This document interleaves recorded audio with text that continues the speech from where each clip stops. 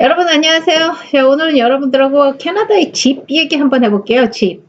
여러분들이 이제 캐나다에 오시게 되면 집은 꼭 필요하잖아요. 어디든 가시면 뭐 설명을 들으실 때 이건 아파트먼이다, 이건 컨도미니엄이다. 이게 개념이 한국하고 조금 틀려요. 요거를 개념을 오늘 제가 한번 정리를 하려고 그래요. 같이 보겠습니다. 자, 제가 이렇게 정리를 해봤어요. 아파트먼이 있죠. 컨도미니엄이라고도 하고요. 그 다음에 이제 타운하우스들 중에서 이런 얘기들을 많이 해요. 타운 컨도, 타운하우스, 스타카브 컨도 뭐 이런 얘기를 합니다. 자, 그다음에 이제 세미 디타치드가 있고요, 디타치드가 있고요. 자, 그다음에 여러분들이 가끔가다 이제 렌트를 하시거나 아니면은 집을 사실 때 이런 거를 항상 물어보셔야 돼요. 메인턴스가 얼마가 되느냐, 유틸리티는 얼마가 되느냐, 자 이런 거에 대해서 개념 정리를 한번 해보겠습니다. 자, 캐나다에서 아파트먼이라는 거는 뭘까요? 아파트먼이라는 거는 여러분들 어떻게 생각을 하십니까? 한국에 계신 분들은 그렇게 생각을 하실 거예요. 아파트다 그러면은 이렇게 빌딩이 높은 거를 생각을 하실 거예요. 근데 캐나다에서는 그런 개념이 아닙니다. 자, where do you live? 했을 때 제가 I live in an apartment 하게 되면은 이 사람이 렌트를 해서 살고 있구나 이렇게 생각을 합니다. 자, 그 얘기는 뭘까요? 캐나다에서 아파트먼이라는 개념은 빌딩이라는 걸 얘기를 하는 게 아니고요. 전체적인 렌트의 형태를 아파트먼이라고 얘기를 합니다. 그래서 어떤 사람들은 이제 지하실을 갖다가 렌트를 놓는 경우 있어요. 그것도 아파트먼이고요. 뭐 이런 빌딩에 있는 거를 렌트 하시는 경우도 있어요. 그런 경우에는 이제 그것도 아파트먼이고요. 자, 그래서 집의 형태가 어떻게 되는지 몰라요. 이게 꼭 빌딩만 이렇게 높은 빌딩을 얘기하시는 게 아닙니다. 한국 분들은 아파트가 익숙하시니까 캐나다에 오실 적에 콘도를 많이 사십니다. 특히 토론토 같은 경우는. 자, 그래서 그런데 사시는 분들이 그렇게 말씀하세요. Where do you live? 그러면 I live in an apartment. 한국의 아파트를 생각하시고 이렇게 말씀을 하십니다. 이제 그 빌딩에 사는데 이게 주인이 아니구나라고 생각을 하는 거죠. 자, 그래서 이런 말씀을 하실 적에 주의를 하셔야 되고, 자, 그 다음에 이제 캐나다에서 컨도미니엄이라는 거는 한국에서 생각하는 그 아파트 개념을 생각을 하시면 됩니다. 이렇게 높은 빌딩에 엘리베이터 다니면서 뭐 이런 것들이죠. 자, 이런 콘도 같은 경우는 대부분들이 이 메인터넌스 피가 있습니다. 한국에서도 관리비 뭐 이런 걸로 받지 않나요?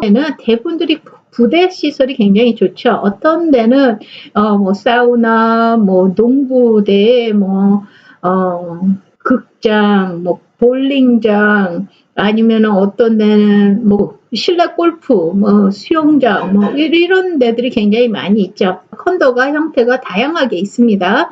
부대 시설이 굉장히 좋죠. 좋은 데일수록 이 메인터넌스비가 올라갑니다. 자, 콘도를 사실 때 그런 거 주의를 하셔야 되고요.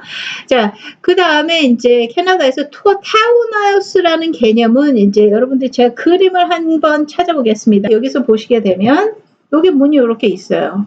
자, 그러면 이 사람이 여기서부터 여기까지를 가지고 있는 거예요. 여기 어디까지인지는 모르겠지만 여기 요 정도라고 생각을 하시면 됩니다. 자, 그래서 옆집과 옆집 두 집이 있어요. 그래서 이쪽하고 이쪽은 벽이 붙어 있죠. 자, 이런 형태입니다. 자, 그리고 여러분들이 제가 세미 디타치드를 한번 찾아볼게요. 자, 세미 디타치드 홈 같은 경우는 자, 자, 이런 형태예요. 두 집이 있죠? 두 집이 있고 중가운데 이렇게 벽이 이렇게 나눠져 있는 거예요. 자, 그러면 디타치드 하우스라는 건 뭘까요? 디타치드 하우스는 이렇게 생겼습니다. 그래서 집이 딱 한 집만 있죠. 이런 식으로 집이 한 집만 있는 거, 내 땅에 내 집이 있는 거. 자, 그래서 여러분들이 캐나다는 집을 사실 때는 요 realtor.ca라고 있습니다. 자, 여기 가시면은 집의 형태를 많이 보실 수가 있어요. 그래서 여기서 보시면 이 토론토를 제가 해놓은 거거든요. 그래서 여기서 보면 그림이 나와주죠. 그래서 설명이 나갑니다. 여기는 디타치드고 아니면 여기는 세미 디타치드고 여기는 컨도미니엄이고 뭐 이런 식으로 얘기를 할 거예요. 그죠? 자, 다시 돌아와서 그러면 이제 타운하우스 중에서 자, 여러분들이 생각을 하실 적에 여러 사람이 사용을 하고 있는 컨도미니엄이라든가 타운하우스라든가 이런 경우에는 대부분들이 메인터넌스가 있겠죠. 자, 대부분들이 메인터넌스가 있습니다.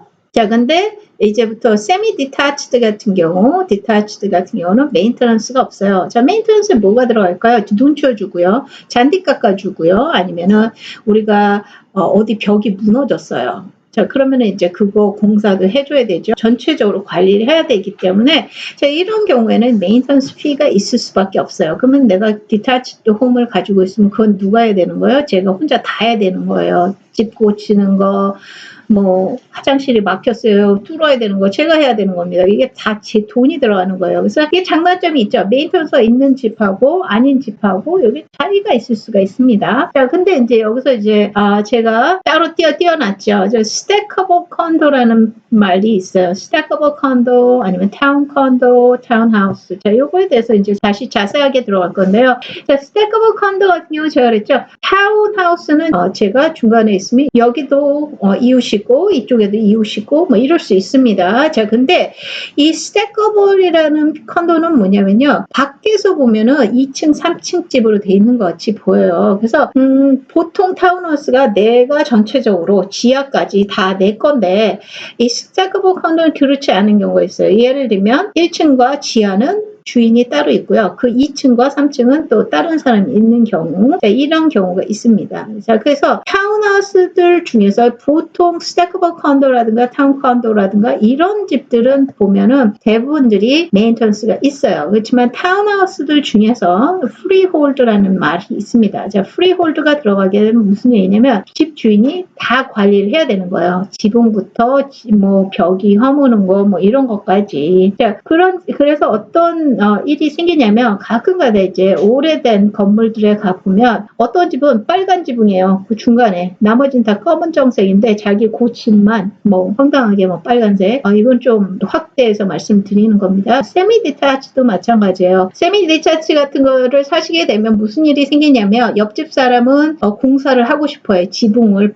빨간색으로 한대. 그러면 내가 생각해 저거 미친놈 아니야? 이렇게 생각을 한단 말이에요. 어떻게 빨간색을 하냐? 그 옆집 주인이 나는 빨간색 못해. 그러면 이 집은 빨간색이고 나는 검정색이고 이런 경우가 생깁니다. 그리고 벽과 벽이 하나이기 때문에 이게 소음이 다 들릴 수가 있어요. 타운도 마찬가지겠죠. 이런 경우가 생깁니다. 그래서 디타치드 같은 경우는 자기 땅에 자기가 집이 있기 때문에 캐나다에서 가장 사람들이 선호하는 집들은 디타치드 홈이죠. 근데 이제 비싸다 보니까 이제 그렇게 되는 경우가 있고요. 그렇다고 제가 컨도미니엄이 싸다고 말씀을 드리지는 않습니다. 왜냐하면 돈이 있으신 분들은 오히려 펜트하우스라든가 이런 데 유닛이 굉장히 좋은 데를 사시는 경우가 있어요. 자, 그런 경우에는 이제 디타치보다 이런 그 컨도가 더 비쌀 수 있습니다. 이건 가격하고는 상관이 없어요. 자, 오늘 정리를 해드리면 여러분들이 아파트먼이라는 거는 무조건 렌트를 한다. 뭐 영국이나 뭐 미국은 어떤지 모르겠어요. 이게 개념이 조금 틀릴 수 있습니다. 국가별로. 자, 근데 캐나다에선 I live in an apartment 하게 되면 나는 렌트를 해서 살고 있습니다. 렌트를 할 적에 여러분들이 물어보셔야 되는 게 유틸리티가 플러스가 되느냐 안 되느냐 요거 질문하셔야 되고요. 한국 분들은 대부분들이 한국에서 캐나다를 오시면 대부분들이 아파트를 사십니다. 근데 아파트라고 얘기를 하시면 안 되고 I live in condo라고 얘기를 하시면 됩니다. I live in a condominium, I live in condo 하시면 됩니다. 자, 그럼 그런데 사는구나. 이렇게 높은 빌딩에 사시는구나. 자, 이렇게 생각을 하실 수가 있는 거죠. 자, 오늘 여러분들한테 도움이 되셨는지 모르겠네요. 자, 오늘은 집의 형태에 대해서 알아봤고요. 여러분들한테 시간이 날 때마다 어떻게 렌트를 할 때 무엇을 조심을 해야 되고 집을 사실 적에 이런 면을 생각을 하셔야 된다라는 거 말씀드리도록 하고요. 자, 오늘은 저는 여기까지 하겠습니다. 감사합니다.